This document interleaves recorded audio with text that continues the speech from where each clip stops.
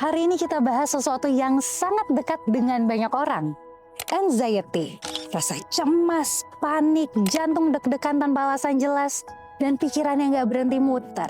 Cemas itu manusiawi, tapi kalau rasa itu muncul tanpa sebab, susah hilang, bahkan bikin kamu susah tidur, mungkin itu bukan sekedar cemas, tapi anxiety attack. Secara ilmiah, saat kamu cemas, otak terutama amigdala ngirim sinyal bahaya. Tubuh langsung bereaksi, napas cepat, jantung berdebar, dan otot menegang. Dan seringkali itu terjadi bahkan tanpa bahaya nyata. Artinya, kamu bisa beriman dan tetap merasa cemas. Tubuhmu sedang berusaha melindungimu, dan Tuhan tahu itu. Kalau kamu lagi ngerasain ini, tenang, kamu nggak sendiri. Ada beberapa pesan dari harddisk kita. Testimoni mereka, rasa cemas mereka, dan penantian mereka dalam iman. Namanya ini disamarkan ya, namanya Risa, yang sedang menantikan jawaban untuk karirnya. Masa penantian hasil wawancara kerjanya benar-benar menguji batas ketenangan batin. Di tengah kecemasan saya belajar bahwa yang saya cari bukan sekedar iya dari perusahaan, melainkan kedamaian sejati yang hanya bisa Tuhan berikan apapun keputusannya nanti. Ada juga dari Maya yang sedang menantikan kesembuhan ayahnya. Setiap hari menghadapi kondisi ayah yang naik turun adalah ujian kesabaran dan keikhlasan terbesar.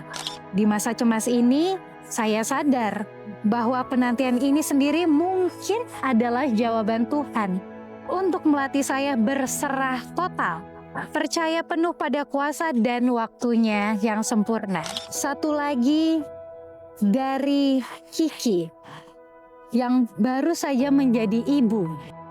Setelah punya bayi, schedule hidup jadi super berantakan dan anxiety-ku makin parah. Takut nggak jadi ibu yang cukup baik. Aku terus berdoa minta manual book dari Tuhan. Ternyata yang dia berikan bukan jawaban instan, tapi kekuatan ekstra dan keyakinan bahwa bersamanya aku, suamiku, dan anakku akan baik-baik saja. Aku sendiri juga pernah ngerasain ya. Aku udah doa tiap malam tapi kok rasa takut ini gak pergi. Kadang aku mikir, mungkin Tuhan udah capek dengerin aku. Jujur, pernah juga aku ngerasa gitu. Waktu doa terasa percuma, langit kayak diem. Dan aku mikir, gimana mau punya harapan kalau Tuhan pun kayak nggak jawab. Dan ternyata aku nggak sendirian. Kita sering ingat Daud sebagai pemenang ngalahin Goliat. Tapi sedikit yang ingat bertahun-tahun ia hidup dikejar Saul. Tidur di gua, sembunyi di padang, tiap langkahnya penuh ketakutan. Dan di masa itu lahirlah mazmur-mazmur dari hati yang cemas.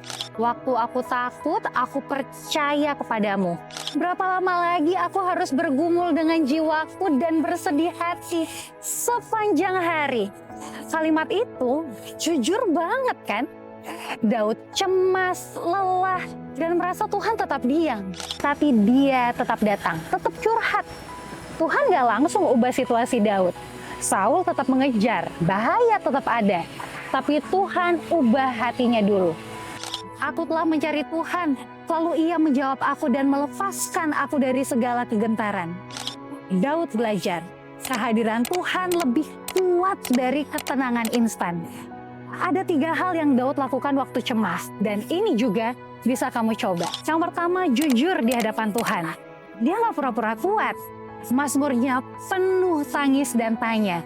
Dan Tuhan gak marah, dia mendengar. Yang kedua, ingat siapa Tuhan.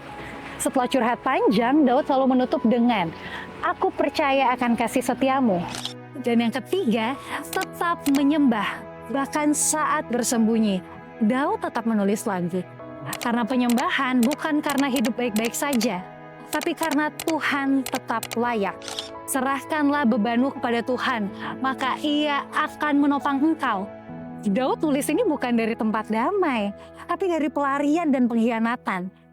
Artinya, waktu dia bilang Tuhan menopangmu, itu bukan teori, itu pengalaman hidup. Serahkanlah segala kekhawatiranmu kepadanya sebab ia yang memelihara kamu. Kata serahkanlah di sini artinya lemparkan sepenuhnya. Bukan cuma cerita, lepaskan. Kadang kita mikir, aku terlalu lemah buat datang kepada Tuhan. Tapi justru karena kamu lemah, datanglah. Karena Tuhan gak minta kamu kuat dulu baru datang. Dia mau menenangkanmu sekarang juga. Tuhan gak pernah jauh dari hati yang remuk. Justru disitulah Dia paling dekat.